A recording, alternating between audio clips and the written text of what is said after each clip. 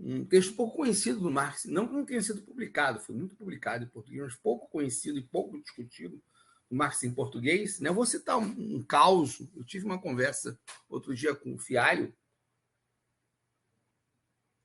ele dizendo da urgência que ele tem de conhecer o marxismo que seja mais factível com a prática, né? Que ele tem interesse no jovem Marx e coisa e tal, mas que queria um marxismo que estivesse mais ligado à prática. Isso me fez pensar em algumas coisas, não no Fialho propriamente dito, mas na maneira como o marxismo é ensinado no Brasil. Né? Tem um livro que eu sempre relato para todo mundo para lerem, que é A Derrota da Dialética do Conder, de como a maneira que o marxismo chega no Brasil. Né? O marxismo chega no Brasil na esteira da Segunda Internacional, do Comintern. O movimento trotskista chega muito tempo depois, né? E chega minoritário, não estou dizendo que é melhor ou pior, só estou dando a ideia de como chega o marxismo no Brasil. E é um marxismo que chega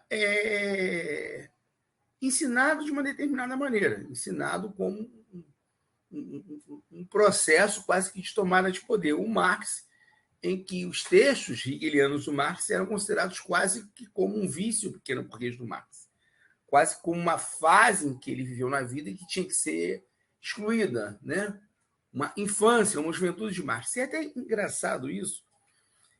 O livro que eu sempre sugiro para vocês, né? Está até aqui, quase está virando um livro de cabeceira, minha opinião, que é esse, A Teoria da Revolução do Jovem Marx, do Michel Louvi. É bem interessante, porque ele aborda essa questão. Né? Quando você pega aquele debate do corte epistemológico, e é interessantíssimo, né, como o marxismo é variado, né?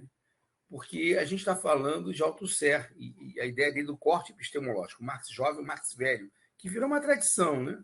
Você deve estudar o Marx velho, o Marx já maduro, o Marx já do Manifesto Comunista para cima, o Marx que vai escrever o Capital. E o Marx jovem, você olha ele meio de soslaio. E o interessante, o Althusser, que era um pós-estruturalista, um fenomenologista, né? O pós-estruturalismo mistura um pouco a fenomenologia com o estruturalismo, né? Discípulo de Lacan, colaborador de Lacan, e que ele vai tentar aliar o marxismo à fenomenologia e estruturalismo, o que é algo bem heterodoxo. Né? Bem heterodoxo. Ele foi bastante atacado, foi vigiado de perto pela ortodoxia da Segunda Internacional, por conta desses namoros com a fenomenologia, com o estruturalismo. Mas, contraditoriamente, quando ele advoga essa tese de ruptura, de corte epistemológico, de Marx jovem e Marx velho, que o Marx pré-capital deveria ser jogado às traças, o Marx pós-capital que deveria ser estruturado, ele, no fundo, ele acaba dialogando e acaba entrando em acordo com aqueles que o criticavam ou que ele criticava, que eram os stalinistas. E não estou usando o termo stalinista como xingamento, tá? Estou dizendo que nessa época existia o termo marxismo / leninismo / stalinismo. Então, os teóricos da Segunda Internacional, da Terceira Internacional, perdão, da Terceira Internacional, que eram adversários políticos, inclusive dentro do Partido Comunista Francês, com relação ao Althusser, advogavam também não com esse nome de corte epistemológico, mas que havia uma cisão entre o pensamento do jovem e do velho Marx. Ainda que, dentre os textos utilizados oficialmente pelo PC, pelo PCUS, tivesse as três fontes e as três partes constitutivas do marxismo. Mas o hegelianismo era visto quase como algo que foi da juventude do marxismo que deveria ser deixado de lado e que existia esse marxismo mais velho, que era o marxismo do socialismo soviético. Né? Até porque o Marx, tudo que existe merece perecer, né? Tudo que é sólido se desmancha no ar, poderia ser dito para a União Soviética também. Tudo que é sólido um dia se desmancha no ar. Tudo que existe perece. Ou seja, o socialismo um dia vai perecer. O comunismo, quando chegar, depois um dia vai perecer por algum processo mais avançado. Né? Não existe o fim da história para Marx. Então, a dialética, Marx ele nunca abandonou a dialética. Então, a gente teve aqui no Brasil esse marxismo da terceira que chegou, não que o da quarta fosse muito mais avançado que o da terceira, mas basicamente tudo que era referente à dialética era visto quase como um vício pequeno burguês. Né? um desvio. Então, o marxismo foi virando um manual de tomada de poder ou de análise econômica da sociedade. Né? Se fazia análise de conjuntura, a economia que determina, em última instância, a realidade, que é uma totalidade de círculos concêntricos, de fatores que uns desencadeiam os outros e uns condicionam os outros, se tornou um totalitarismo de uma determinação econômica estrito sensu. E isso fez com que se perdesse a dialética. Você cria uma teoria postasiada nas quais os fatos são detalhes. Você tem uma teoria na sua cabeça que ela tem que ser confirmada pelos fatos. Você, inclusive, faz uma redução e você ajeita os fatos para que caibam na teoria. Quer um exemplo? A tentativa do partido em 35 de tomar o poder, com Prestes, né? E a análise de conjuntura dizendo que as condições para a revolução no Brasil estavam completamente maduras. O Brasil nem tinha proletariado no sentido moderno do termo, no sentido marxista do termo. O proletariado não é um trabalho de carência natural, é de carência artificial provocada, é uma classe artificialmente criada pela Revolução Industrial. Não existia no Brasil. Você imagina, você está falando na década de 30, onde o Brasil ainda é predominantemente um fazendão. Você tinha 30% da população nas cidades e 70% no campo. E você produz uma análise de conjuntura que diz que o Brasil está pronto, preparado para a revolução. Né? É uma análise completamente sem pé nem cabeça. O partido não tinha nenhuma inserção. O partido não tinha inserção na classe trabalhadora. O partido não tinha inserção na classe camponesa. E foi uma aventura, que foi uma tentativa de revolução frustrada, que mais parecia um golpe do que uma revolução, que a direita criou o nome de tentador comunista. Isso é um exemplo de como o marxismo, em que os fatos não importam, o que importa é a análise que tem que ser conformada nos fatos. Então, esse marxismo ainda está muito vivo no Brasil. Esse marxismo que você ajeita os fatos para caber na análise prévia, a análise é sempre prévia e não uma abstração em cima da realidade, um marxismo que sai da cabeça e não do mundo material, é muito vivo ainda no Brasil. Então, eu entendo até essa pressa, porque nós fomos criados nessa tradição de um marxismo que tem que dialogar, entre aspas, com o real. Mas a gente não entende o que é esse marxismo. Esse marxismo ele tem um monte de nuances, ele tem um monte de vicissitudes, e tem um monte de apontamentos que têm que ser recuperados. Né? Porque senão você realmente faz uma redução. Você pode chegar a igrejas como a do PCO. O PCO é uma espécie de testemunho de Jeová que advoga o marxismo. Então, é o tipo de marxismo que infelizmente, se ensina. Eles têm até a universidade. Não sei como isso, universidade do marxismo. Uma coisa muito doida. Uma universidade onde ensinam as pessoas alguma coisa que não é marxismo. Uma coisa que não é marxismo. Então, assim, a questão judaica é um livro extremamente importante, que é um livro um momento de passagem de Marx. O Marx está num processo em que ele já tinha descoberto antes, lá naquele artigo sobre o roubo da lenha, né? A humanidade sofredora, padecente, ele ainda está no esquema entre cabeça e coração, ainda há essa divisão. Ele ainda está procurando o encontro desse corpo e dessa alma, né? Desse coração e dessa cabeça, mas ele já encontrou não mais a humanidade sofredora, ele já encontra o sujeito de uma emancipação universal. Ele ainda não está falando de autoemancipação operária, mas ele já olha para a classe operária pelas questões da própria Alemanha. A Alemanha é um país onde, efetivamente, a nobreza ela é uma nobreza serviçal do Frederico Guilherme, e tem uma burguesia liberal muito fraca, muito covarde, incapaz de assestar golpes contra o feudalismo. O Frederico Guilherme assume o poder em 1841, dá esperanças de uma reforma constitucional, e essas esperanças se esfumam. Né? Ele efetivamente mantém a estrutura feudal, nobre, reacionária, né? Conservadora da Alemanha, para desespero do Marx. E o Marx ele começa a ver na burguesia liberal da Alemanha uma classe fraca, uma classe frágil, uma classe servil, incapaz de fazer a revolução na Alemanha. E ele começa a olhar com atenção para a classe trabalhadora, a classe proletária, que ainda está em formação, que também é até certo ponto fraca, que ainda não tem uma formação política, que ainda não tem uma tradição de luta, que ainda não tem uma organização, mas que tem essa questão de ser a classe que, ao se libertar, não tem como dominar outra classe. Ela só se liberta libertando toda a sociedade. Então, Marx está num outro processo. Se antes o processo dele, na questão do artigo sobre o roubo de lenha, era do coração e da cabeça, né? O coração a política, perdão, o coração a humanidade sofredora e a cabeça política, o filósofo pensante, a realização da filosofia através da política, ele agora começa a olhar com desconfiança essa política. Ele não vê mais através da política a realização da emancipação. Ele vai muito além do que os jovens hegelianos tinham ido.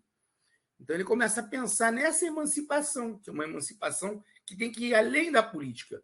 Então, enquanto Hegel vê o Estado como a realização da razão, o Estado não como a realização da emancipação, o Hegel não pensa em emancipação, mas os interesses colidentes que se realizam no Estado são a realização da razão em Hegel. Hegel é um burguês, Hegel é o máximo que Hegel chega é a monarquia constitucional prussiana, ele não vai além disso. O Marx está indo muito além disso e muito além dos burgueses liberais, jovens hegelianos. Ele olha e fala que aquele Estado em que a burocracia prussiana era já uma classe em si dentro do Estado e que atuava contra os interesses da sociedade e de acordo com seus próprios interesses, não realizaria razão nenhuma. Então ele olhava para o Estado e falava, bem, o Estado não realiza razão nenhuma. O Estado realiza seus próprios interesses, que já são interesses de classe. A divisão da sociedade, o interesse privado dentro da sociedade leva a que não se realize no Estado nenhum interesse comum. O Estado é o local que vai rolhar, que vai conformar essa luta, a bela guerra de todos contra todos, né? O homem-lobo do homem, e ele não vai ser a universalização dos desejos, nem a universalização de uma universalidade. Ele vai ser muito pelo contrário, né? Um local onde esses interesses privados serão administrados. E a burocracia terá, inclusive, dentro desse Estado, um papel de ter um interesse próprio e ser um corpo parasita dentro do Estado. Então, a crítica do Marx se volta contra as soluções hegelianas. Hegel fala que uma das soluções para os interesses privados colidentes no Estado é a burocracia, que, como ela é um corpo dentro do Estado escolhida pelo rei, ela estaria acima desses interesses individuais. Marx vai dizer que não, essa burocracia vai ter, inclusive, seus próprios interesses pessoais. É só olhar, por exemplo, a categoria dos funcionários públicos em qualquer país do mundo. Ela vai começar a ter seus próprios interesses individuais. Em alguns casos, divergentes do interesse da classe trabalhadora. É só lembrar, por exemplo, quando teve a greve do petróleo na Venezuela, quando o Chávez quis restituir o lucro da estatal por todo o povo, parte daquela casta de funcionários que pertencia a petróleo venezuelano e que tinha vantagens, né? Recebia muito mais que o restante da população, fez greve contra o Chávez porque não queria que a divisão dos dividendos fosse menor para que o Estado repartisse entre toda a população. Isso demonstra claramente que você pode criar uma burocracia que seja contra o interesse popular. Não queria nem que o governo fizesse política petrolífera própria para o Estado, né? Quanto mais a PDVSA vendesse para fora e mais lucro tivesse em dólar, ótimo, e dane-se o resto, e muito menos queria redividir, diminuir, por exemplo, a Petrobras hoje pode ter esse problema, né? Diminuir os dividendos da empresa para redistribuir entre toda a população. Então, o Marx vai falar, olha, essa burocracia não necessariamente vai ter um interesse que seja interesse do povo. Ela vai ter interesses próprios, né? E que às vezes não vão concordar com o povo. Às vezes vão ser interesses de, inclusive, se locupletar do Estado. Então, Marx ele usava a dialética dele em cima do que ele via em cima da realidade. Ele não projetava da cabeça dele. Mas isso ainda não é a questão principal da questão judaica, embora esses apontamentos que começam na crítica da filosofia do direito estejam também na questão judaica, né? A questão judaica é um livro escrito por Bruno Bauer sobre a questão judaica. e que trata de questões muito importantes. Primeiro, a gente tem que defender o Marx de um antissemitismo que não existe no Marx, né? Porque alguns autores judeus, posteriormente, acusaram Marx de ter escrito um texto antissemita. Primeiro que o antissemitismo como estrutura não existe antes de 1857, né? Ainda não existe um pensamento antissemita formado, catalogado como ideologia na Europa. O texto do Marx é de 1844, então é bem antes de você ter um pensamento antissemita forte, cristalizado na Europa, né? E que depois efetivamente vai se transformar num movimento fascista e nazista. Então, o Marx não é contemporâneo nesse texto desse movimento. E esse texto está longe de ser um texto antissemita, por quê? Porque esse texto é tão rico, né? O Marx vai falar de emancipação humana, de emancipação política. Então, antes de falar do pretenso antissemitismo, vamos diferenciar essas duas coisas. Primeiro, porque tem muita gente que acha, e aí são aqueles marxistas. Eu vejo outro dia, gente, eu vi um negócio, um grupo, não vou dizer qual foi o grupo, que eu fiquei tão doente com o grupo que eu saí e até falei com um companheiro meu que era administrador, falei, cara, você tem que tirar esse cara daí, não dá, né? Porque tem gente que não lê nada de Marx, não entende marxismo, não pesquisa o marxismo e não sei o que tem na cabeça deles, o que eles pensam que é o marxismo. Eu vi um companheiro falar em holocausto revolucionário, e aí eu me assustei muito, porque o holocausto é um processo de extermínio dos judeus, né? E o holocausto não é bom em lugar nenhum, e não existe nenhum texto de nenhum revolucionário que fale holocausto. O cara estava defendendo porque, para algumas pessoas que, na verdade, nunca leram Marx, tem o Marx na imaginação deles, a revolução talvez seja um banho de sangue, sei lá o que eles têm na cabeça, né? Não sei o que eles realmente têm na cabeça. E o Marx, de repente, seria um cara que é contra a democracia. Ontem eu estava num debate meio doido na internet, fui chamado para esse debate, né? Eu acho que vocês viram aquela declaração infeliz do Alberto Cantalice sobre Rússia, Nicarágua, Venezuela, quem estava mais lá? Cuba, juntou tudo ditadura. Primeiro que isso como marxismo seria tosco, né? Você pega realidades todas diferentes e você aplica uma categoria que tem na sua cabeça hipostasiada e tem que se enquadrar em tudo. Ditadura. O que tem em comum entre esses países? Nada, né? Fora o passado aqui da América Latina colonial, neocolonial, nem a Rússia nem isso tem. E processos completamente diferentes. O processo da Venezuela é muito diferente do processo nicaragüense, que é muito diferente do processo cubano, que é muito diferente do processo russo. Então, você iguala aquilo tudo, porque, sei lá, que te deu vontade. E aí algumas pessoas, metidas a sabichonas, entrando e falando, não, mas nós temos que condenar todo tipo de ditadura. Eu falei, bom, primeiro que você está reduzindo a análise de país a duas categorias, democracia e ditadura. Mas qual o parâmetro para chamar um país de democracia? Por exemplo, os Estados Unidos é democrático porque você tem algumas garantias individuais, você não tem todas, né? Você não tem eleição direta, por exemplo. Você não tem liberdade para os partidos políticos. Você tem 2 partidos instituídos censitariamente e que vivem de lobby financeiro, inclusive, e que não dão espaço para nenhum outro tipo de partido. Se você tentar criar um partido socialista ou comunista nos Estados Unidos, você vai ser destruído. É só lembrar o que eles fizeram com os Panteras Negras, foram exterminados. Então, o que é democracia? A democracia na Inglaterra, que não permite a outros países que são obrigados a ficar na Grã-Bretanha se libertar, né? Que agiu de maneira terrorista em todas as tentativas de Irlanda, de Escócia, para tentar se livrar do domínio da Inglaterra na chamada Grã-Bretanha. Então, assim, o que é democracia realmente? A Alemanha, que proíbe que o Partido Comunista está proscrito de antemão, que não pode funcionar lá dentro.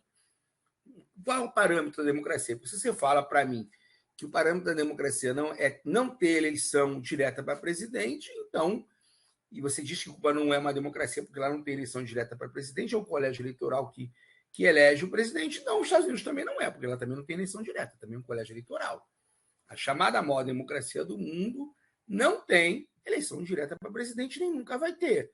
Os patriarcas censitários que criaram aquele Estado, que é um Estado da burguesia dos proprietários, não. A ideia é que aquilo nunca possa ser mudado uma democracia realmente popular.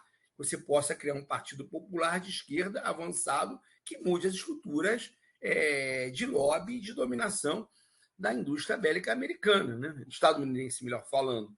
Então,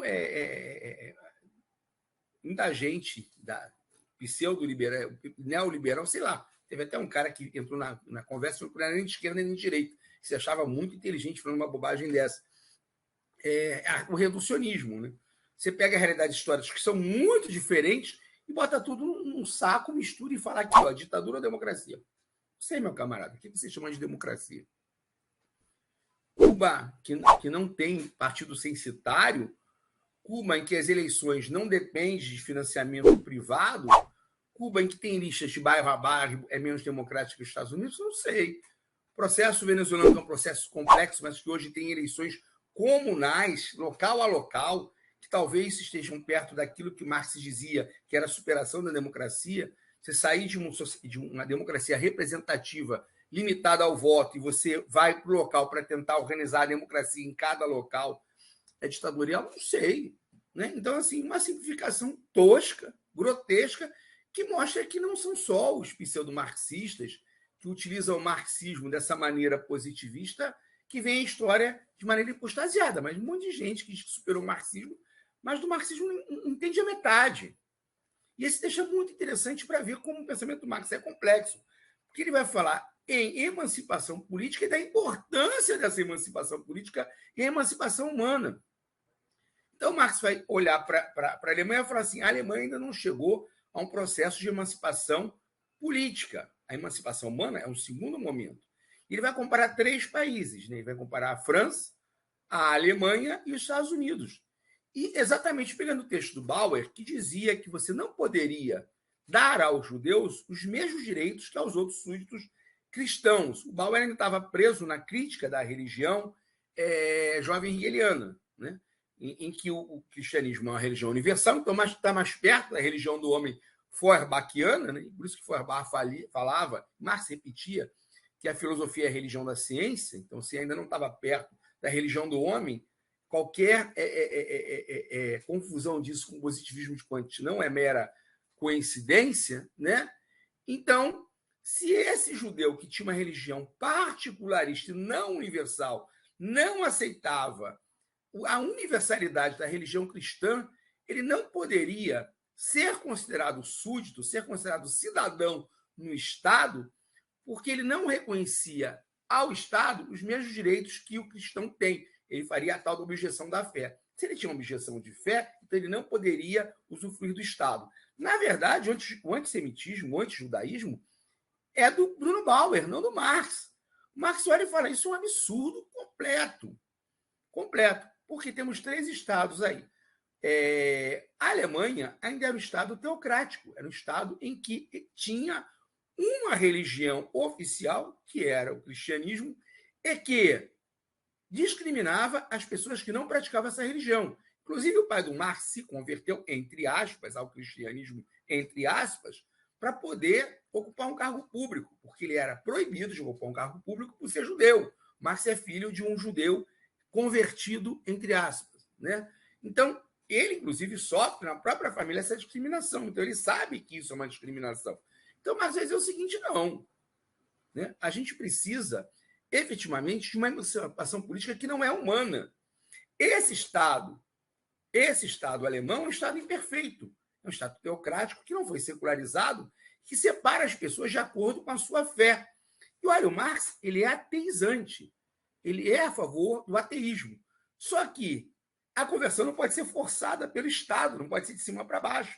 Então, ele diz que é necessário que se faça uma emancipação política para que todos sejam iguais perante um Estado completamente laico. Como a Alemanha ainda não tinha feito a sua Revolução Democrática Burguesa e não era um Estado laico de verdade, você tinha uma religião de Estado.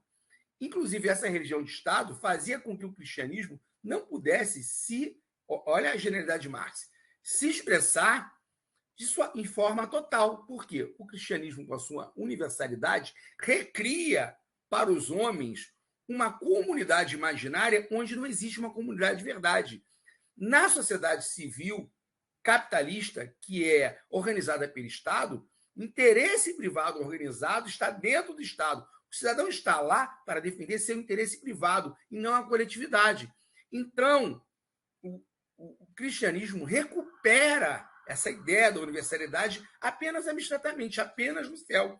Então, Marx, ele é genial, ele fala, nem o cristianismo pode se desenvolver se ele é religião de Estado, porque ele se torna uma religião excludente contra a outra e não se realiza como universalidade. O cristianismo só se realiza efetivamente no Estado laico. O Estado laico transforma o cristianismo numa religião universal, né? Então, na Alemanha não existe esse Estado laico, os judeus não podem ocupar certos cargos públicos, os judeus não podem ter certos direitos de propriedade, de compra de uma série de coisas, estão alijados da sociedade alemã. Ele fala que isso é completamente inaceitável. O Estado teocrático é completamente inaceitável e que ninguém, Marx fala, que ninguém pode ser discriminado pela sua religião, que o Estado só pode ser um Estado laico. Muito interessante pelo seguinte, Marx não está falando que tem que se passar direto do feudalismo para o comunismo, para o socialismo. Ele está falando que essa revolução democrática burguesa, essa emancipação política é fundamental. Então, quem pensa que o Marx não pensava em democracia burguesa, precisa ler e entender. E eu até sugiro essa versão da Boitempo, e que leiam o pós-fácil do Bensan, entender que Marx nunca foi esse reducionista nem esse extremista. A importância de você ter essas garantias democráticas, que ainda não emancipam o homem. Porque não emancipam o homem como humanidade, emancipam o homem como um proprietário, emancipam o homem como indivíduo, emancipam o homem na sua particularidade contra a coletividade. Você tem uma coletividade abstrata no Estado, mas que não existe de verdade, mas que é fundamental, um passo à frente desse Estado político anterior de castas que está no feudalismo, que está na nobreza. Então, a defesa do Marx contra o Bauer não é antissemitismo. O Marx vai falar também do papel do judeu relegado ao judeu historicamente pelo próprio capitalismo. E é muito interessante as versões que ele faz, porque o judeu ele passa a ser mal visto dentro da sociedade burguesa nascente na Europa, porque ele é privado de todos os direitos, ele é proibido de trabalhar em um monte de coisa, ele não pode ser industrial, ele não pode ter certas propriedades, ele fica com a função de comercializar, né? Um terço para você ter uma ideia, um terço dos mascates na Alemanha, na época do Marx, eram judeus, né? E ele vai começar a fazer o câmbio da moeda. Então, parte dos judeus eram banqueiros. Isso, inclusive, não justifica o preconceito contra os judeus, porque há uma hipostasiação e a criação de uma figura de que os judeus banqueiros são o povo judeu, que é uma bobagem. Marx vai falar, isso é uma bobagem, né? Você tem, de um lado, um pequeno grupo de pessoas muito ricas se tornam banqueiros e começam a dominar a finança na Europa, mas uma grande população de judeus que, na verdade, são párias, porque não podem estar em nenhum tipo de trabalho. Você tem uma elite intelectual burguesa, da qual Marx faz parte, muita gente vai fazer parte, que enriquece graças ao comércio e vai fazer parte da classe média. Você tem uma elite e você tem um grande conjunto de párias, gente que não consegue trabalhar em lugar nenhum, né? Um grande grupo, milhares e milhares de judeus empobrecidos, sem condição de se estabelecerem como cidadãos. E o Marx, qual a versão desse livro? Sobre a questão judaica, qual a edição? Espera, deixa eu ver. Olha, esse aqui é a... Deixa eu ver aqui qual é a edição que eu tenho. Caramba, velho. É de 2010, tá? Boitempo de 2010, essa minha edição. Tá? Então, Marx vai mostrar o seguinte, né? Que nessa situação, aqui o judeu foi relegado, o que se está falando sobre a emancipação judaica é a emancipação do papel sórdido da troca, do comércio, do escambo, da moeda no capitalismo. Mas ele vai dizer o seguinte, o Marx também, ele vai falar o seguinte, que esse universalismo cristão, em teoria, na prática, é a vitória do judaísmo, porque o Deus do capitalismo é o Mamon. Então, você só consegue emancipar o judeu, e a gente não está mais falando de emancipação política, ou a função sócio da judaica, que é a função de banqueiro, acabando com o capitalismo, não acabando com o judeu. Então, Marx não tem nada do Marx falando em perseguir judeu, em fazer prógon, nada, não tem nada disso, em retirar direito, ou que o judeu não pode ocupar cargo público. A única posição que o Marx defende, concretamente, é que na Alemanha é necessário que se faça a emancipação política, como foi feita na França, parcialmente, nos Estados Unidos, totalmente. Que a questão religiosa se torne uma questão privada. Marx fala isso concretamente. A questão de fé é uma questão privada. Privada. E que ninguém pode ser discriminado pela sua religião. Né? E que a emancipação humana com relação à religião só pode se dar numa sociedade em que as contradições e as carências justas da sociedade não levem o homem, as mulheres, todos, a buscarem consolo no reino dos céus. Que essa emancipação humana é um outro processo mais longo e mais largo que não está conectado à emancipação política, mas que essa emancipação política é necessária.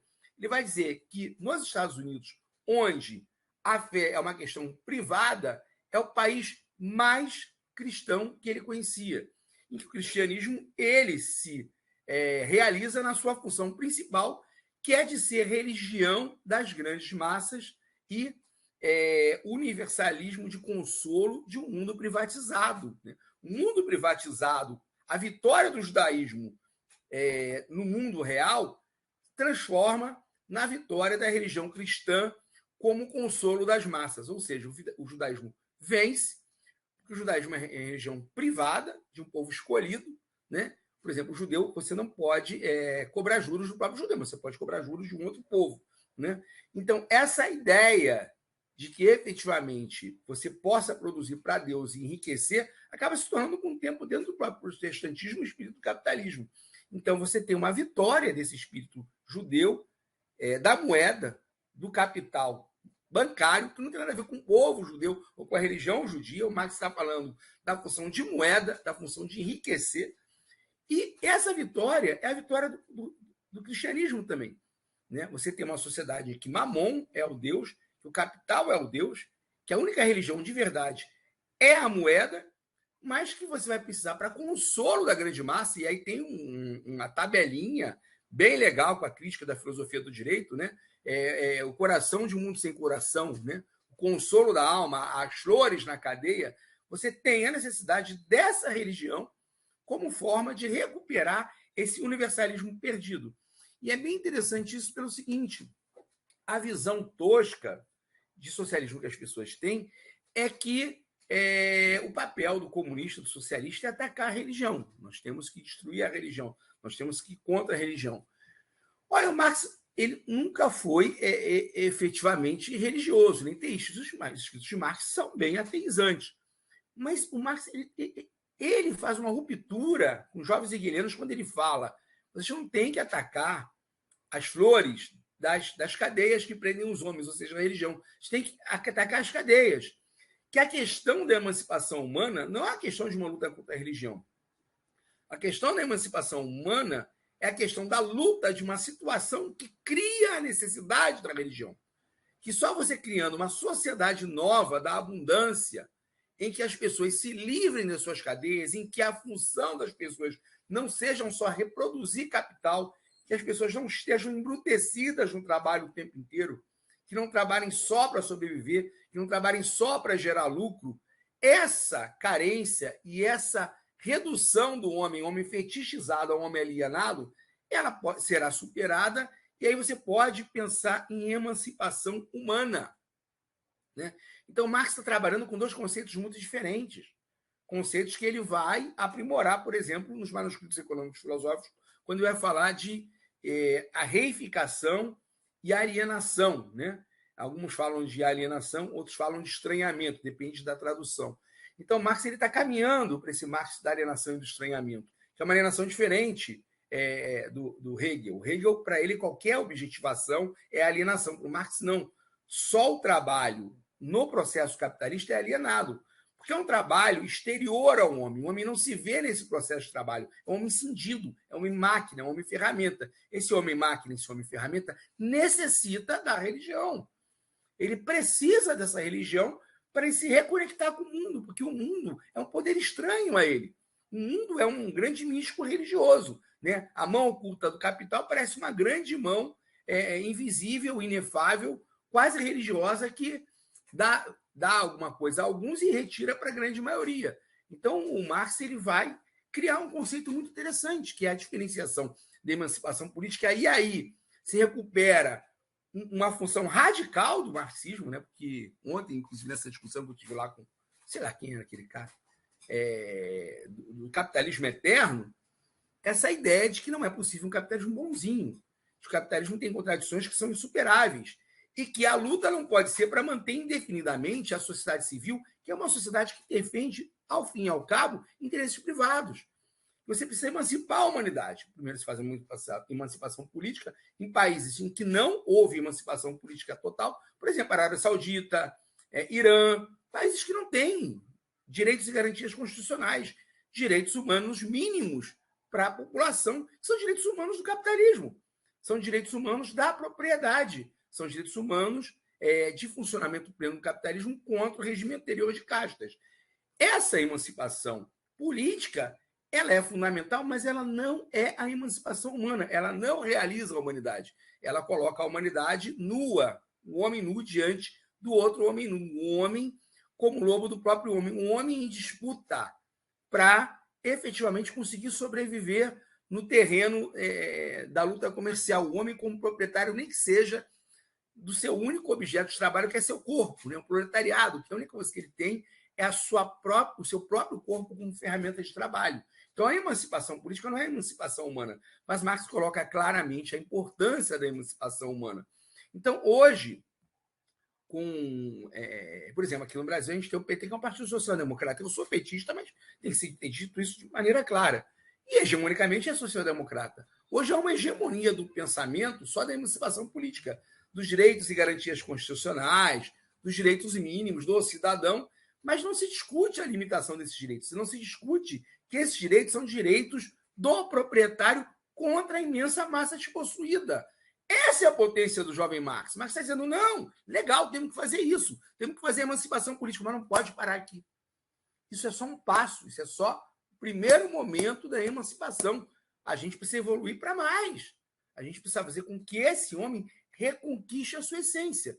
Porque no capitalismo ele fica reduzindo essa ferramenta alienada, né, esse capital alienado de si mesmo, que não se realiza no trabalho, né, e aí precisa efetivamente de alguma forma de consolo, alguma forma de, como se fala, compensação. Então, a visão que o Marx tem da religião é muito diferente. Marx não é um cara que fala, vamos lá queimar a igreja, vamos lá...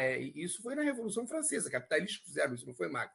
Vamos lá destruir a religião à força. Não, ele fala, não, a gente precisa emancipar o homem. Para emancipar o homem, se você entra numa sociedade em que as pessoas têm todas as garantias para a sua existência, que elas não são mais escravas, inclusive do trabalho, que o trabalho não é uma fonte só de aborrecimento, que o trabalho não é uma fonte só de embrutecimento, que você pode, socializando o trabalho, diminuir a jornada e libertar o homem, você efetivamente vai transformar a sociedade numa sociedade menos religiosa. Essa é a esperança de Marx. Marx coloca isso bem claro, né? Que é um processo longo, lento. Você não vai obrigar a pessoa a não ser mais religiosa. Se você pegar, por exemplo, as sociedades capitalistas avançadas do norte da Europa, elas são, quanto mais avançadas, menos religiosas elas são. Quanto mais o homem tem acesso à cultura, quanto mais o homem tem acesso à ciência, quanto mais o homem tem acesso a uma vida plena, menos ele precisa do consolo da religião. Então, Marx, ele claramente se coloca numa estratégia de emancipação que não é a luta contra a religiosa. Inclusive, ele fala, em relação à Alemanha, a luta contra a religião está acabada. Ele fala, acabou. Essa luta teórica contra a religião acabou. Eu preciso lutar para libertar, para emancipar um homem. Então, isso é muito, muito interessante, né? Também nesse livro, o Marx ainda consigna a questão do comunismo rudimentar versus comunismo não teórico, né? O rudimentar tem 3 tipos de comunismo, né? E o Marx está no caminho para chegar ao comunismo marxista. Primeiro é o comunismo rudimentar, que é o comunismo... muita gente não gosta quando eu falo isso, mas é o comunismo da Revolução Cultural Chinesa, ou do Khmer Vermelho, que é o comunismo da carência, né? O comunismo da planificação, o comunismo do ano zero, é o comunismo do somos todos iguais, mas não somos todos iguais perante a natureza, somos todos iguais na carência, ou seja, você se torna inimigo da cultura, inimigo da beleza, inimigo da realização plena da humanidade, porque você tem que ter uma planificação na estupidez, uma planificação quase franciscana, né? É um comunismo que pode estar ligado, por exemplo, a alguns movimentos de igreja, mas não é o comunismo de Marx. Marx nunca pensou nisso. Pelo contrário, Marx está pensando no comunismo de uma sociedade urbana desenvolvida, que tira as pessoas da miséria cultural, inclusive. Então, esse comunismo rude, grosseiro, que reduz o homem a proprietário, então, se é um comunismo, todos têm que ter a mesma quantidade de coisa, esse comunismo grosseiro é inimigo. Outra questão foi o comunismo teórico, né? Do somos todos irmãos, do amor ao próximo, meio forbachiano, que é um comunismo que não está ligado ao movimento real desse proletariado que o Marx está namorando. O Marx está começando a namorar, está começando a sair. Descobriu, oi, eu sou o Marx, como é que vai, proletariado? Qualquer dia vamos para um hotelzinho, pois então, o Marx está começando ainda a conhecer. E aí ele vai para a França, e aí ele vai realmente conhecer as sociedades secretas, os movimentos conspiracionistas e os movimentos realmente radicais, comunistas, herdeiros do babovismo, herdeiros do jacobinismo, né? E aí ele vai projetar, ainda de maneira mais revolucionária, a sua teoria. Mas ainda está começando esse processo. Mas é um processo já de democracia radical. Ele está na antessala do comunismo, porque ele fala que precisamos de democracia, precisamos de emancipação política, mas isso é um passo. Isso não é a linha de chegada. Depois disso, precisamos da emancipação humana. E a emancipação humana, e aí que é um grande problema, né? Um grande problema. É o fim do Estado e é o fim do trabalho. Gente, isso dá nó na cabeça. Como assim fim do Estado?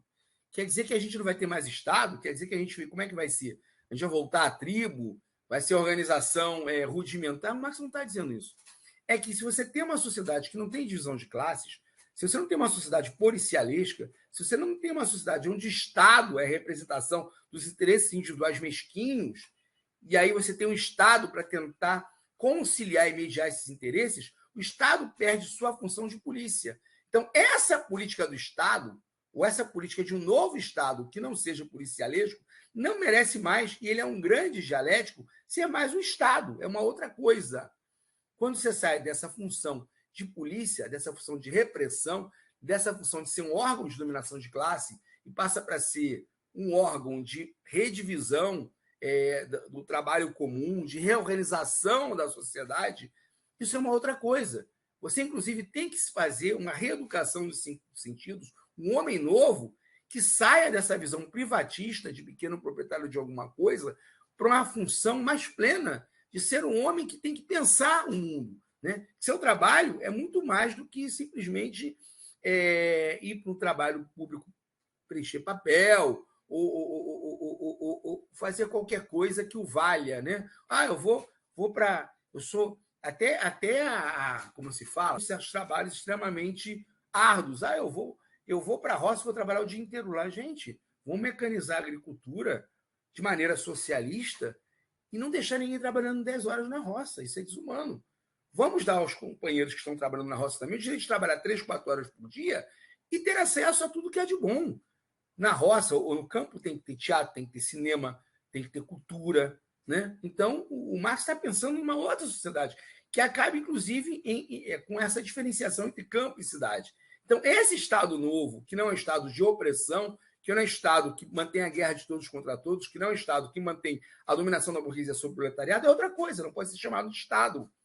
Então, para Marx, essa emancipação política é um passo para a emancipação humana. O Bensan até chama a atenção, e ainda não há ditadura do proletariado aqui, né, de um problema teórico, que é o sumiço do termo ditadura do proletariado, por medo que esse termo não fosse confundido com as várias ditaduras que nós tivemos na América Latina, Ásia e África. E é um medo, realmente, o termo desapareceu, as pessoas têm muito medo de enfrentar e dizer o que é isso.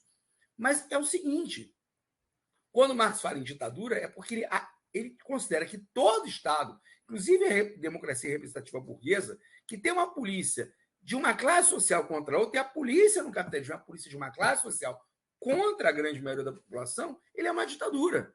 E o que o Marx está falando é o seguinte: vamos inverter essa ditadura. Se hoje a gente tem, por exemplo, uma polícia que é da minoria contra a maioria, vamos transformar essa polícia uma polícia da maioria contra a minoria. Vamos fazer como o Chávez fez na Venezuela, usar o exército para fazer a reforma agrária. É disso que ele está falando. A ditadura revolucionária democrática de Marx é a Comuna de Paris, que de ditadura tinha muito pouco. Mas para o Marx, se tem Estado, tem ditadura. Ele não está falando de uma ditadura que feche imprensa, que acabe com os direitos individuais, né, que feche igreja. Não é isso.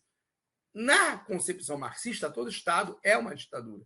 Então, efetivamente, a gente tem que inverter a ditadura da minoria sobre a maioria para dar maioria sobre a minoria, ou seja, uma democracia radical de massas. Se você pode até não usar o nome de ditadura, falar democracia radical de massas do proletariado. Não muda muita coisa, mas existe um medo de usar esse termo, porque efetivamente acham que é fechar o regime. Não é.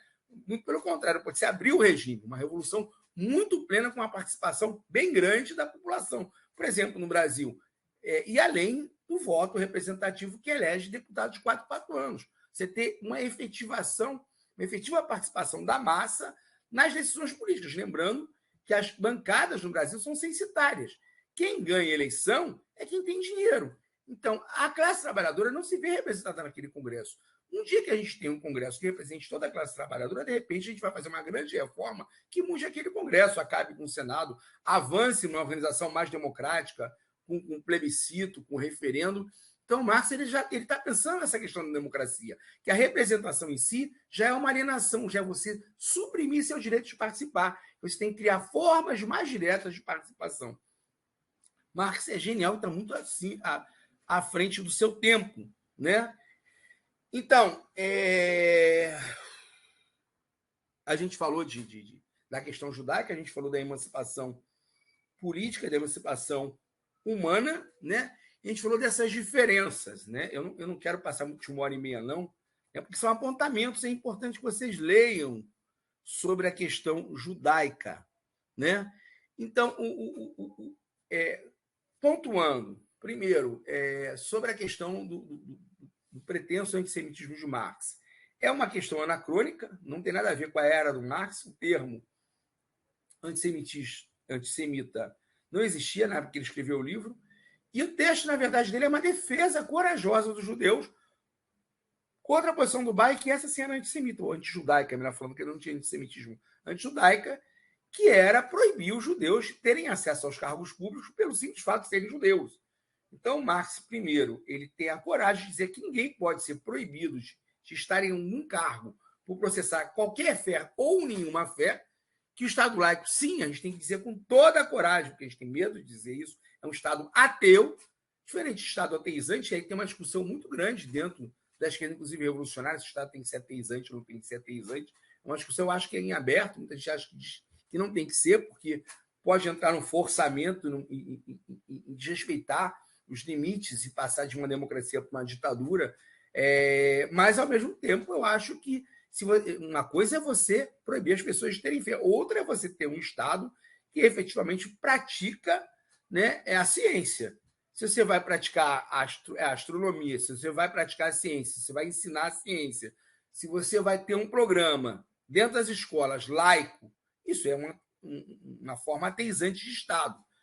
Isso não força ninguém a nada e só vai fazer com que as pessoas tenham acesso à cultura e decidam se querem continuar professando as religiões ou se querem efetivamente chegar ao século XXI. A esperança, não só do Marx, da Rosa Luxemburgo, do Trotsky, do Lenin, de todos os revolucionários, era que o homem um dia se livrasse do engodo que é a religião, né? Mas você não vai pegar em nenhum desses escritos dele que tem que se forçar a pessoa a largar a religião, tem que se proibir ou fechar a igreja. Muito pelo contrário, a posição já está aqui no livro A Questão Judaica, que é de que a fé é uma questão privada, que o Estado não pode se meter, não pode te proibir. É lógico que, né, que curandeirismo, pilantrismo, essas coisas que acontecem no Brasil, é caso de polícia. Né?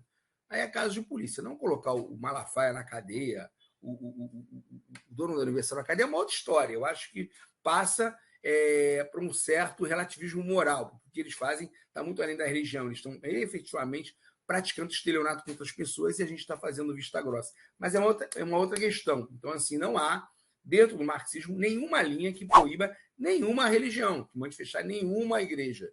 Né? A esperança ateizante, a esperança de um processo longo em que a humanidade, de per si, chegue ao ateísmo através da superação dessas contradições de uma sociedade cindida entre poucos que não trabalham e têm muito, e muitos que trabalham e não têm nada. Né? Então, Marx, ele defendeu corajosamente que os judeus tivessem todos os direitos humanos que um cristão teria, e, aliás, que dentro do Estado prussiano e alemão, né, não existia, estava em Constituição, o Estado alemão, todos tivessem o mesmo direito, e não obstante qualquer crença. Então, isso já pode ser colocado como um programa dos partidos marxistas, socialistas e revolucionários. O Partido Marxista Socialista e Revolucionário tem, sim, uma concordância com o programa dos partidos liberais nesse ponto. Efetivamente, nenhum comunista pode ser contra direitos civis, contra direitos humanos. O Marx defende aqui abertamente direitos humanos, com todas as contradições. Mas não está dizendo assim, não, quando chegar em socialismo a gente pensa em direitos humanos. Não! Marx defende abertamente nesse texto, sabendo que esses direitos humanos são direitos liberais burgueses datados, ligados a uma concepção justnaturalista, mas que são importantíssimos. Né? Você não dá cambalhota na história, você não passa de uma situação menos evoluída para outra dando saltos, né? Dando saltos num espaço vazio. Então, você precisa, efetivamente, de que essas conquistas, mesmo que sejam burguesas, sejam feitas, estejam garantidas, que os direitos humanos, políticos essenciais, que são direitos ligados à propriedade, sejam dadas a todas as pessoas. A emancipação humana é um outro processo em que as pessoas conseguirão se emancipar desse estado de coisas da guerra de todos contra todos, em que vão democratizar o Estado, ele vai perder a sua função policialesca, a sua função de coerção de classe, a sua função de ser polícia da grande maioria, e aí você efetivamente não necessitará mais de que esse Estado seja o Estado da contradição entre o cidadão e a sociedade civil. A sociedade civil não vai ser mais uma sociedade de disputa por questões de propriedade individual, mas a reunião de uma sociedade socializada, que terá o trabalho num outro patamar, e esse trabalho dará uma nova dimensão para o homem. Não é mais o trabalho brutal, alienado. O trabalho da humanidade será o trabalho de administração de todas as questões humanas de maneira coletiva.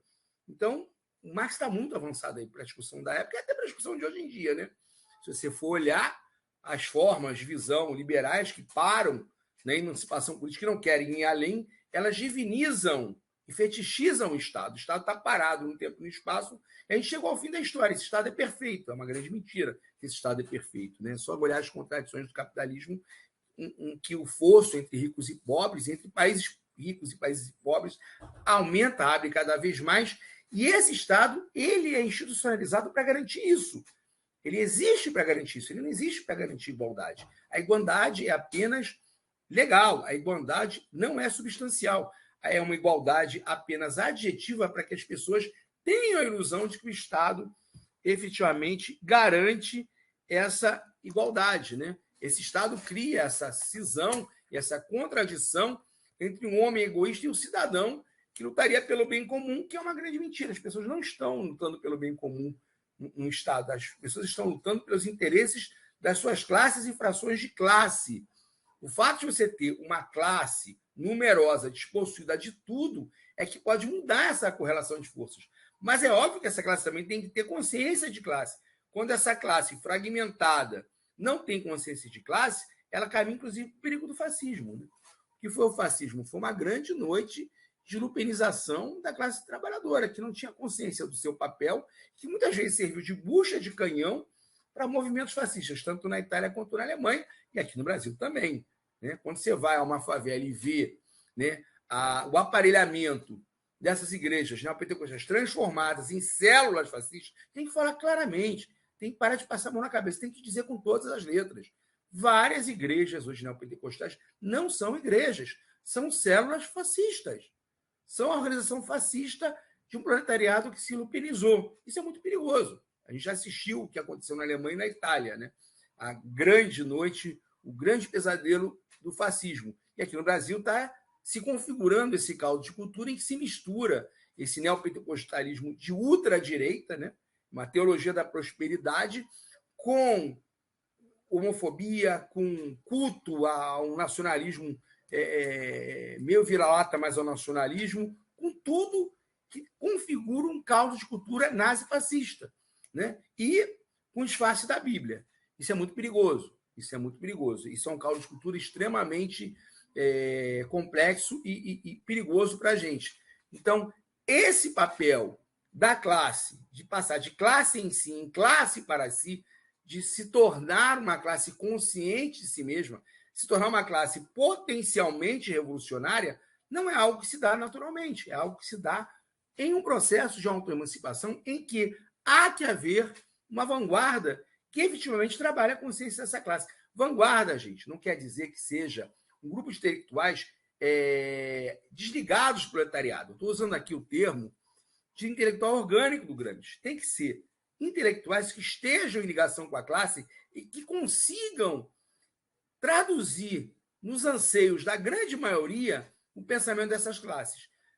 Se a gente não consegue fazer isso, a gente não consegue criar uma teoria que traduz os desejos das grandes massas e orienta as grandes massas rumo a mudanças sociais progressistas, a gente corre o risco de capotar e acabar no fascismo, sim. Né? Não existe uma transição natural. O marxismo não tem um movimento mágico no qual necessariamente vai se acabar o marxismo. Isso é uma recuperação da astúcia da razão hegeliana. No final, chegaremos ao socialismo, porque ele é uma necessidade. Isso é uma grande mentira. O socialismo é uma possibilidade. Então, efetivamente, o Marx aqui já está namorando com essa democracia radical, já enxerga o fim do Estado, pelo menos como órgão de coerção, que já enxerga uma democracia radical substantiva da classe operária, ele está um passo do comunismo. Isso já é o comunismo. Né? Só precisa colocar o nome e falar em alta emancipação operária, que essa emancipação tem que ser fruto da organização dos próprios trabalhadores. Então, é um texto muito interessante. Para terminar, gente, assim, é um texto rico, é um texto que mostra que o marxismo tem um leitmotiv interno que, em primeiro lugar, sempre se preocupou com o indivíduo. Muita gente fala que o marxismo ele vira as costas para o indivíduo, é uma teoria do social, em que o indivíduo some. Mentira! O marxismo está falando em duas escalas: emancipação política e depois emancipação humana, emancipação de cada um de nós. A emancipação é no coletivo, porque não existe esse ser humano ilha que já nasce pronto, que sai da cabeça de Zeus ou da costela de Adão ou do barro. Esse ser humano não existe. Esse ser humano é um processo coletivo. Então, efetivamente, esse ser humano é um processo coletivo que garante a cada um o direito à sua individualidade, ele tem que ser ainda transformado. A educação em 5 sentidos é o Übermensch do Nietzsche, o homem que ainda não nasceu. Ele precisa de um processo de reformar o mundo, melhor, de revolucionar o mundo para que esse homem possa nascer, um processo revolucionário de ruptura com as antigas estruturas. Mas em nenhum momento o Marx está falando que não. Que, por exemplo, com o nazismo, o homem se realiza no Estado. Não existe isso no marxismo. Uma vez, um amigo meu, não vou dizer o nome, não vou falar o nome, infelizmente, dessa coisa, desse marxismo, que é a redução a um manual de tomada de poder, falou que, para ele, sociedade comunista no futuro seria uma sociedade onde todo mundo seria comunista. Isso é uma tautologia extremamente burra, de um comunismo, um grosseiro, rude, vulgar, do século XIX, e o pior, né, reduz o movimento da emancipação humana a um movimento de uniformização em que, sei lá, todo mundo vai virar membro do Partido Comunista Chinês. Eu vi outro dia um camarada dizendo que achava muito, muito importante que, com 13 anos, a criança lá na China já se transformasse membro do Partido Comunista. Eu não tenho nada contra que se faça um processo de formação comunista na China, mas eu desconfio muito de que isso não é um processo de emancipação humana. O processo de emancipação humana é muito mais do que isso. Né? É muito mais do que isso. Até tem que se discutir se o socialismo estatal, apenas o socialismo estatal, é um fim em si mesmo, ou se a gente realmente vai pensar num processo de ruptura rumo a um futuro comunista. Porque é bom lembrar que a ditadura do proletariado para Marx, o Estado socialista, não era um fim em si, era um meio, era um processo de transição. Né? E tem muito comunista fingindo que esse processo de transição não existe, que o Estado socialista não é transitório, que não é um fim em si, que não é uma passagem para um processo superior de ruptura e de consciência. Então, eu fico muito desconfiado quando as pessoas começam a fazer essas defesas, que realmente reduzem o marxismo à defesa de um Estado socialista. E começam realmente a achar que a realização da humanidade é estar no Estado socialista. Nada contra os Estados socialistas, nada contra fazer as revoluções, nada contra a necessidade histórica desses Estados, mas eles não podem ser um fim em si. E esse não é o leitmotiv do marxismo. Né? Ainda que ele seja usado para a criação de jovens repúblicas que se libertam do neocolonialismo na América, na África, na Ásia, está ótimo. Beleza, é isso aí, vamos usar. Mas ele não é o fim em si. Emancipação humana, esse leitmotiv, essa ideia de que ele é um meio para chegar a um fim maior, a uma realização superior da humanidade, tem que ser recuperada. Né? Isso meio que se perdeu no marxismo brasileiro. Eu tenho visto um monte de gente fazer curso, não sei o quê, especialista disso, especialista daquilo, Marx em 3 minutos, Marx em 2 minutos, Marx em 30 segundos, e eu fico muito preocupado, porque cria essas pessoas do marxismo pronto que não tem dúvidas, e que, inclusive, não tem dialética. E, inclusive, aplicam realmente o marxismo apenas com um manual de tomada de poder que tem que ser aplicado e justificar sempre a Rússia e a China. E, assim, não estou entrando na crítica da Rússia ou da China, estou dizendo que o marxismo não é isso. O marxismo não existe para justificar a existência da China, nem existe para justificar a existência da Rússia, que não é a herdeira da União Soviética. Ponto. Não é. Não é. Marxismo é outra coisa. Marxismo é uma teoria de emancipação da humanidade como coletivo e das pessoas dentro dessa coletividade. Então, em primeiro lugar, o marxismo, sim, tem uma preocupação suprema com o indivíduo. Abolição. Marxismo fala em abolição do trabalho. O trabalho no comunismo vai ser uma coisa outra tal que não poderá ser chamado de trabalho, mas padecimento, sofrimento tem que acabar para toda a humanidade. Trabalho vexatório, trabalho minante, trabalho que, entre aspas, dignifica, tem que acabar. Esses trabalhos, o Marx previa que esses trabalhos, que são trabalhos penosos, deveriam ser utilizados como serviço social voluntário, em que a sociedade se cotizasse e se, como se fala, não só voluntarizasse, fazer uma rotação desses trabalhos para que ninguém ficasse preso àquilo. Não é digno ser gari. No capitalismo você acha que é digno. Não estou dizendo que é indigno. Não, é que a gente naturalizou que ser gari é bom. Mas você falaria para o seu filho ser gari a vida inteira? É seu sonho que seu filho e sua filha sejam gari? Veja bem, é ótimo que a gente tenha gari, é fundamental para a sociedade humana. Mas na sociedade de classe, a gente naturaliza que tem gente muito pobre que aceita ser gari pelo salário. Numa sociedade igualitária, a gente vai ter que pensar esse processo e essa etapa. O que a gente faz com o lixo da coletividade? Cada um cuida do seu lixo em casa, tem um processo de reciclagem mais interessante e até a coleta. Né? Vai ter que ser feito um trabalho em que todos participem para que ninguém fique 20, 30, 40 anos sendo gari. Para que a pessoa possa ser gari, médico, engenheiro, arquiteto, músico, porque essa era a ideia do Marx. Esse processo de abolição do trabalho é que o homem possa, na frase do Marx daquela época, ser caçador de manhã, poeta de tarde e pescador de noite. Tirando a questão ambiental, porque aí o pessoal da questão ambiental vai me encher o saco, vai, tá vendo? Caçador, pescador, isso é outra coisa. Ser jogador de futebol de manhã, ser poeta de tarde e ser, sei lá, músico de noite. E aí, nesse meio tempo, mas tem um trabalho social que todo mundo tem que fazer. Beleza. 3, no máximo 4 horas da vida de toda a humanidade. Em vez de você ficar 8 ou 10 horas num trabalho que não te satisfaz e te reduz a uma ferramenta, a sociedade vai se organizar para que todos tenham acesso ao produto coletivo, ninguém seja pobre e todos realizem sua plena capacidade. Essa é a ideia do marxismo. Essa é a ideia que a gente tem que recuperar. Ou seja, não há nenhuma dicotomia E não há nenhuma oposição do marxismo aos direitos individuais, muito pelo contrário. O marxismo quer realizar os direitos individuais do homem. O Übermensch do Nietzsche só pode acontecer numa revolução comunista. É impossível que aconteça o Übermensch numa sociedade de classes. Né? O Homem Novo de Marx dialoga muito com o Übermensch do Nietzsche. Sobre democracia é a mesma coisa. Marx chega aí a uma ideia de democracia radical de classe, de uma classe desprovida, despossuída, que na sociedade civil é a única que tem interesse coletivo contra interesse individual. Ou seja, o Marx não era contra a democracia burguesa, muito pelo contrário. Está falando de emancipação política. Emancipação política é a revolução democrática burguesa com plenos direitos e garantias fundamentais para todos. Para todos. É o segundo ponto. Primeiro ponto. O marxismo nunca deu as costas às questões individuais. As questões individuais e coletivas estão imbricadas. O marxismo não realiza o homem no Estado. O marxismo realiza o homem emancipando o homem. Ponto 1.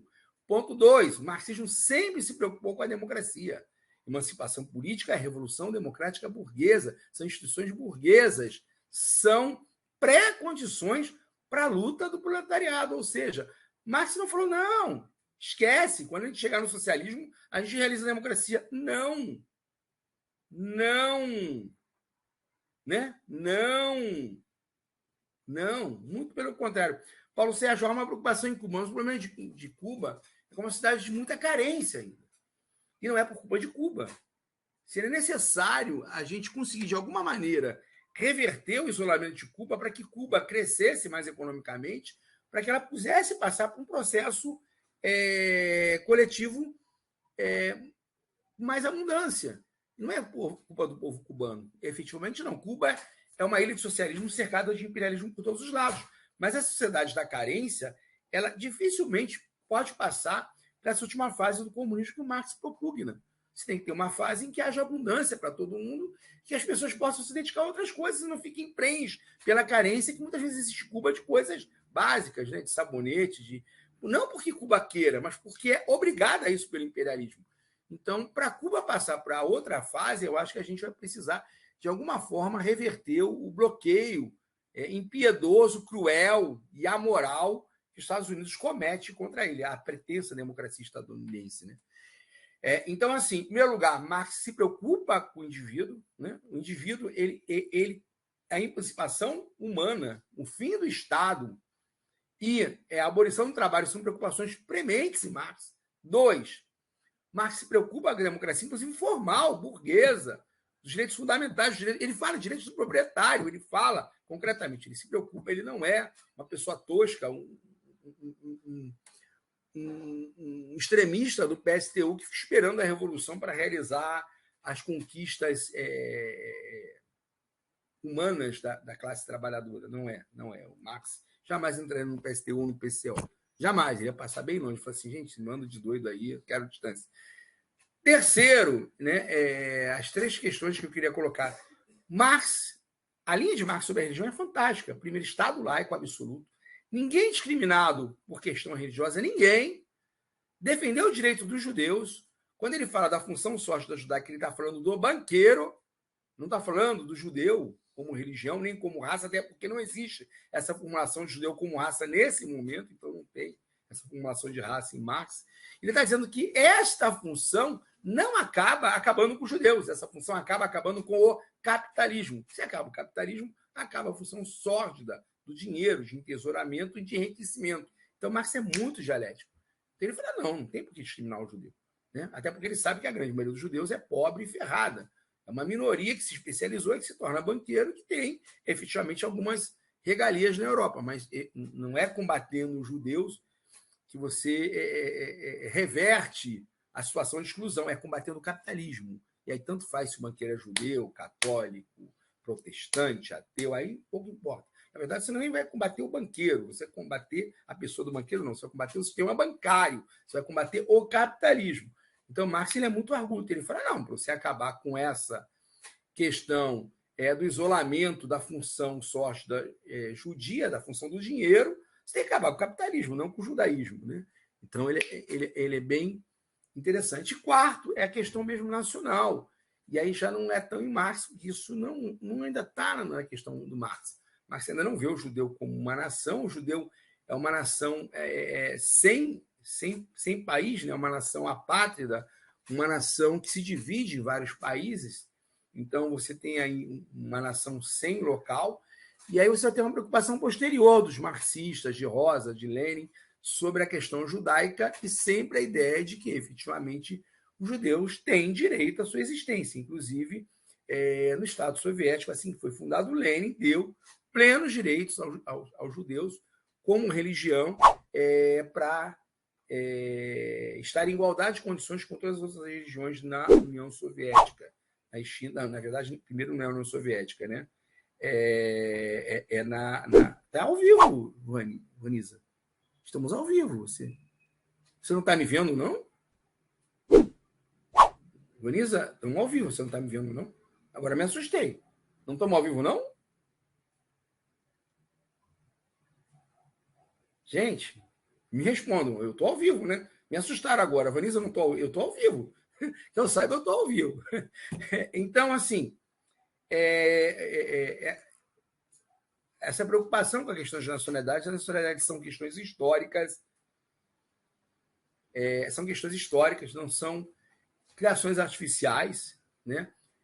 A esperança dos internacionalistas é que as nacionalidades se diluíssem após as revoluções socialistas pelo mundo. Obviamente que a gente não está no processo revolucionário, então a gente não está no processo de diluição das nacionalidades, e a gente está até num saudosismo e num processo reacionário de recuperação de identidades nacionais, que às vezes tem questões de raça muito mal explicadas, ou de heranças monárquicas, ou de heranças feudais, que a gente tem que efetivamente condenar.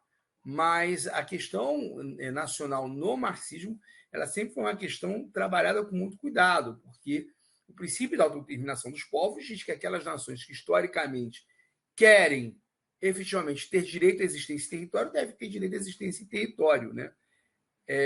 A diluição da nacionalidade tem que ser um processo longo, largo e não forçado. Você não vai extirpar uma nacionalidade, anexar uma nacionalidade. Gente falando em guerra preventiva, até quase deu um pulo da cadeira. Isso é completamente contra o princípio da autodeterminação dos povos. Então, houve sempre um cuidado extremo dos marxistas, que sempre foram internacionalistas, em entender o processo da dita nacionalidade. A esperança dos marxistas é que essas nacionalidades se diluiriam, assim como o Estado socialista se diluiria no comunismo. Mas isso é um futuro bem distante, né? Então, os marxistas formularam entre 14 e 18, foi a defesa de Rosa e de Lenin, o princípio de autodeterminação dos povos, que é a de que cada nacionalidade, cada nação, cada povo tem direito a determinar ele mesmo naquele espaço, no seu território, o seu destino, né? Então, por exemplo, se eu estou aqui no Brasil e, digamos, tenhamos feito uma revolução socialista, eu não tenho direito de invadir o Paraguai para declarar o socialismo no Paraguai. Isso não existe, né? Então, isso explica muita coisa de porque eu condeno a invasão da Ucrânia pela Rússia, né? Isso não existe. Uma guerra preventiva, uma invasão, uma anexação de um país, digamos, capitalista para um socialista não existe no pensamento marxista, né? Isso fica bem claro, embora a questão judaica não trabalhe sobre isso. Eu acho que eu estou sendo anacrônico, falando de uma coisa que o Marx ainda não está trabalhando. É uma coisa muito mais para o século XX, né? Para a problemática da Segunda Internacional, mas, de qualquer maneira, é um aviso de que já ali Marx falava, não, tem que respeitar os judeus, eles têm seu lugar na história, eles não podem ser excluídos, eles não podem ser colocados à parte. E também um aviso para alguns marxistas que não façam discursos parecidos com os discursos nazistas, né? Não existe um tipo judeu, né? O tipo judeu é uma ficção, a raça judia é uma ficção, existe uma religião judaica, né? Então, assim, não fixem isso. Eu já vi marxistas fazendo discurso de ódio, dizendo que os judeus dominam o mundo. Isso não é um discurso marxista. Isso não é um discurso aceitável para o marxista. Isso não é um discurso aceitável para o revolucionário. Ah, mas o Estado já é. O Estado já é outra coisa. É outra coisa. Mas não é assunto dessa live, né? Está falando de 1844. Aí, né, o sionismo, o que resulta do sionismo, o que vai dar o sionismo lá na frente, esse grande processo em que os judeus fazem com os palestinos aquilo que os nazistas fizeram com os judeus, não, perdão, que o Estado, perdão, desculpa, tenho que me corrigir, eu acabei de falar que não pode falar e estou falando merda, que o Estado sionista de Israel faz com os palestinos aquilo que o Estado nazista da Alemanha fez com os judeus, é injustificável. É o mesmo processo. Ah, mas não estão colocando o palestino na Câmara de Gás? Não. Só tomaram 85% da terra e estão matando continuadamente palestino. Matam jovens, matam crianças, matam velhos, matam tudo quanto é tipo de gente, né? Um processo de tentar excluí-los da terra para ocupar aquela terra toda, né? Não dá para fazer solução final, porque não sei se no século XXI cabe uma solução final. Mas que o processo é de extermínio dos palestinos, de cerceamento e de aniquilação, concretamente. É claro que é. É uma nação, é uma potência invasora que ocupa 85% do território original da Palestina, né? Então, assim, o Estado sionista de Israel não é justificável de forma nenhuma. Falar isso não é ser antisionista, né? Agora, falar o judeu, aí é antisionismo, né? Tem que separar o Estado sionista de Israel e o povo judeu. São duas coisas completamente diferentes. Lembrando até do Tchê. O Tchê fez um discurso maravilhoso, eu acho que foi na ONU, em que ele separava, muita gente não consegue, às vezes, separar o povo dos Estados Unidos. E aí ele fazia a menção aos negros no Arley, fazia menção aos Panteras Negros, fazia menção aos movimentos de resistência da juventude naquela época, e o Estado imperialista americano. Bem inteligente, o Tio falou assim, não, peraí, o povo americano é uma coisa, que pode ser vítima, inclusive, da própria tragédia desse Estado imperialista que faz um processo parecido com o processo que teve na Alemanha com os nazistas que efetivamente conquistaram corações e mentes da maioria da nação alemã.